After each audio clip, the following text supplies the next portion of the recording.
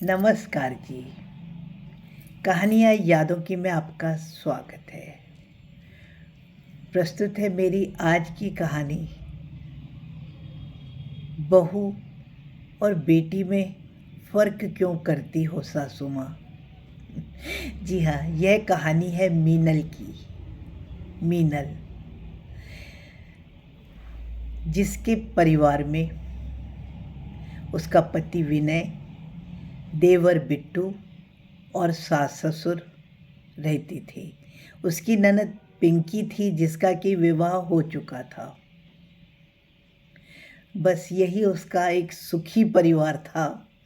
परंतु उसमें दुखद बात केवल यह थी कि मीनल को कभी मायके जाने का, हालांकि इतना दूर नहीं था, परंतु मायके जाना नहीं हो पाता था, क्योंकि घर की जिम्मेदारियां, देवर का संभाल करना, पति का खाना, यह सब कुछ कौन करेगा। कुछ ऐसे ही ख्यालों में उसको बहुत कम जाने की इजाज़त मिलती थी, क्योंकि उसका घर कौन संभालेगा। सासू माँ की तो उम्र जो भी हो, परंतु वह सासू माँ थी, वह उसके ऊपर में ही जिम्मेदारी डाल रखी थी। खैर, ये भी बहुत सुखद बात है हमारे त्योहारों की, कि कुछ त्योहार ऐसे होते हैं जिनमें कि लड़की को अपने मायके जाना अनिवार्य ही होता है। जैसे रक्षाबंधन। बस रक्षाबंधन पर हमेशा हमेशा, जितना भी साल उसका शादी को, अभी ज़्यादा साल तो नहीं हुए थे, पर दोनों तीनों सालों से उसका यही नियम रहा है कि उसके पति विनय उसको एक दिन पहले अपने मायके, उसके मायके दफ्तर जाते हुए छोड़ जाते थे और दूसरे दिन उसको ले आते थे। इसी तरह से पिंकी को उसका देवर बिट्टू पिंकी के ससुराल से मायके में ले आता था, और दूसरे दिन विनय और मीनल के आने के बाद पिंकी को विदा कर दिया जाता था। पिंकी के पति भी उसे लेने आ जाते थे। ऐसे ही चल रहा था। अच्छा है ना हमारे त्योहारों का, कि कम से कम इस बहाने बेटियां अपने माता पिता के पास आराम से आकर के अपने ससुराल की जिम्मेदारियां भूल करके आराम से बैठ सकती हैं। तो बात हुई थी कि दूसरे दिन विनय के साथ उसे अपने मायके में जाना था। अब मायके के जाने का एक अपना अलग ही एहसास होता है। ऐसा लगता है जैसे बंधन से छूट रहे हों। आराम से बिना कोई नियम के खुले बाल करो, पैर ऊपर करके बैठो, ज़ोर ज़ोर से चिल्ला के बात करो। ये सब नियम जो ससुराल में लागू होते थे, मायके में लागू नहीं होते। बस वो इसी खूबसूरत एहसास में खोई हुई थी।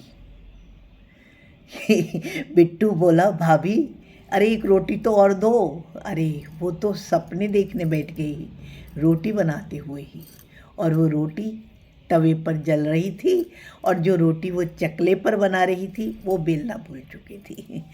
खैर, तभी सासू माँ की आवाज़ आई, ये जली रोटी कौन खाएगा, अपने लिए रख लेना, बिट्टू को मत देना ये जली रोटी। और भी वो जाने क्या क्या बोल रही थी, पर छोड़ो, हर बात क्यों सुने। और अब तो कल तो मीनल को अपने घर जाना था। वो तो बहुत इन्हीं ख्यालों में ही खोई हुई थी। इतने दिनों से तो सासू माँ ने उसे बहुत व्यस्त रखा हुआ था। पिंकी के लिए मंगोड़ी तुड़वाना, आलू के चिप्स बनाना और अचार बनाना, इतने दिनों से तो वे घर में इसी काम में लगी हुई थी। सासू माँ एक बहुत सुंदर साड़ी पिंकी के लिए गुलाबी रंग की लाई थी। इतनी सुंदर साड़ी लेने को तो मीनल का भी मन था। हाँ, विनय जी ने भी पैसे दिए थे, ऐसा नहीं है उसके पास में नहीं थे, पर सारे पैसे साड़ी में तो नहीं खर्च किए जा सकते ना। मायके जाना है, फिर वहाँ पर कुछ पैसे खर्च करने पड़ जाएं तो या अपने पास में भी तो कुछ पैसे होने चाहिए। यही तो औरतें बनने के बाद में अपने आप यह सारा हिसाब किताब आ जाता है। कुछ ऐसा ही सोचकर मीनल ने कोई नई साड़ी नहीं खरीदी। साड़ी तो उसकी शादी वाली भी अच्छी ही थी। सवेरे सवेरे उसकी आँख खुली, उसने जल्दी जल्दी सबके लिए खाना बनाया और वे तैयार हो गई। विनय जी तो बाहर बाइक का हॉर्न बजाए जा रहे थे। जल्दी से उसने बैग उठाया, सासू माँ के पैर छुए और निकलने को हुई, पर सासू माँ की नज़रें सिर्फ बैग का एक्सरे करने पर लगी हुई थी कि ये क्या सामान ससुराल से मायके जा रहा है। पर इन सब विचारों से अलग वो अपने बैग को ले जाती हुई अपना बंधन मुक्त अपने आप को महसूस कर रही थी और विनय जी के पीछे बाइक पर आकर बैठ गई। थोड़ी देर में वो सर से घूंघट भी सरक गया। अब देखो ना, मायका इतना दूर नहीं था, पर वो छोटा सा रास्ता भी कितना लंबा लग रहा था। उसके मायके में अम्मा और बाबूजी अकेले ही रहते थे। भाई भाभी काम की वजह से दूसरे शहर में रहते थे।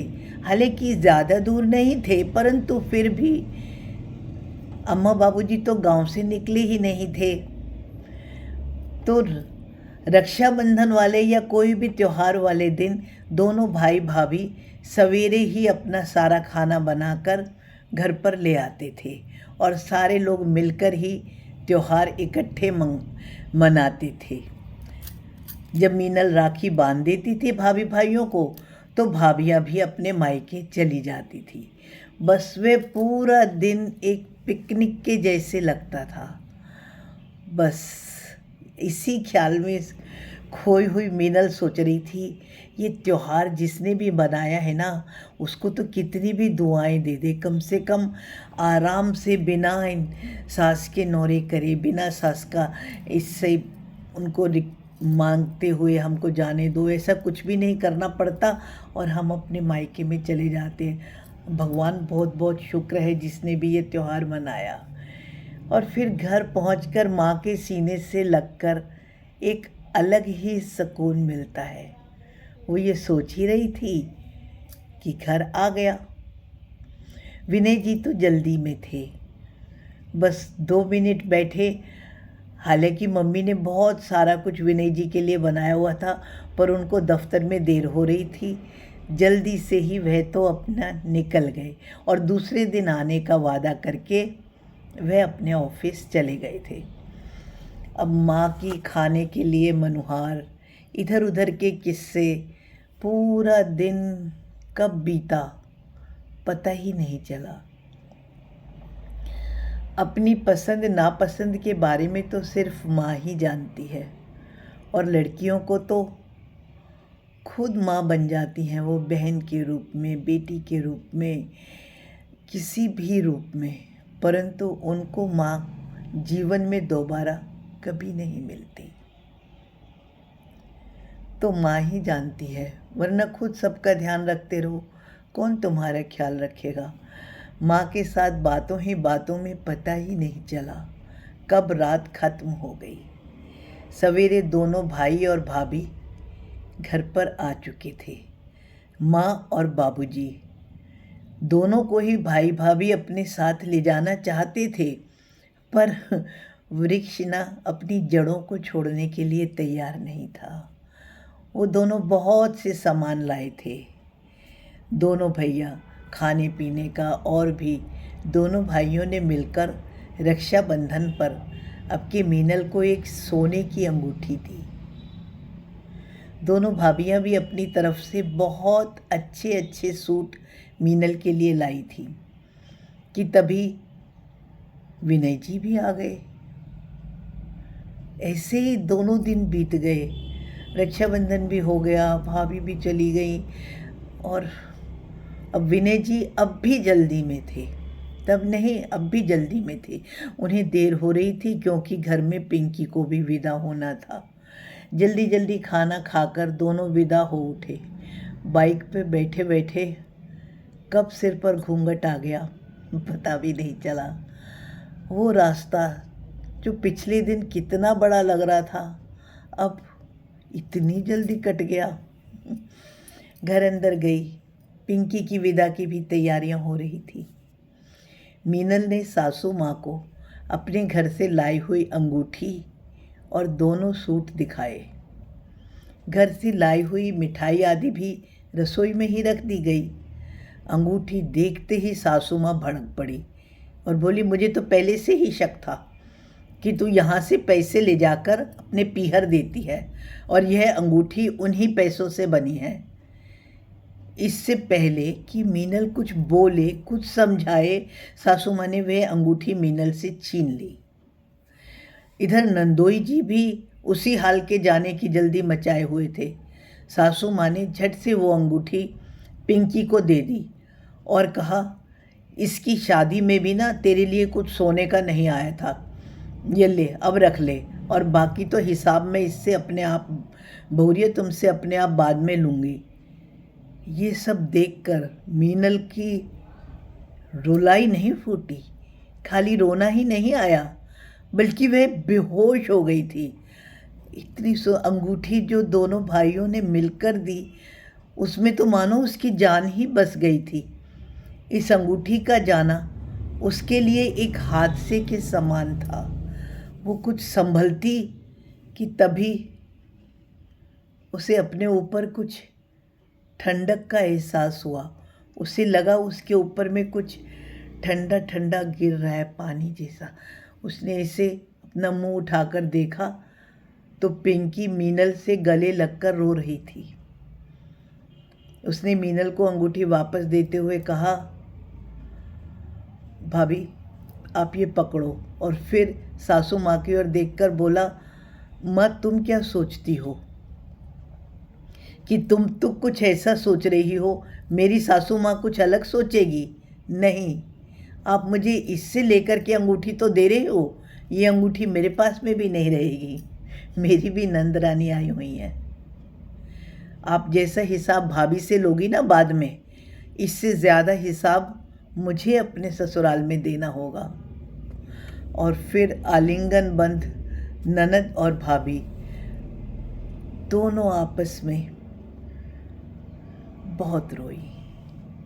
थोड़ा संभल कर पिंकी ने मीनल से कहा, भाभी आप अगर मुझे कुछ देना ही चाहती हो ना, तो ना आप ये कर लो, ये साड़ी जो माँ मुझे दे रही है गुलाबी वाली, वो आप रख लो। मीनल हैरान थी। वास्तव में वो साड़ी तो मीनल लेना चाहती थी, पर ऐसे नहीं। उसने बोला, नहीं नहीं, मेरे भाई ने जो सूट दिए हैं वो सही है। उसने बोला, नहीं भाभी ऐसा नहीं कह रही, मैं इसलिए कह रही हूँ, ये साड़ी जो माँ मुझे दे रही है ना, वो आप रख लो। इसके बदले में अपना सूट दे दो जो कि मैं पहनकर चली जाऊँगी, वरना यह साड़ी भी मेरी नंद रानी ही ले लेगी, मेरे हाथ तो फिर भी कुछ नहीं आएगा।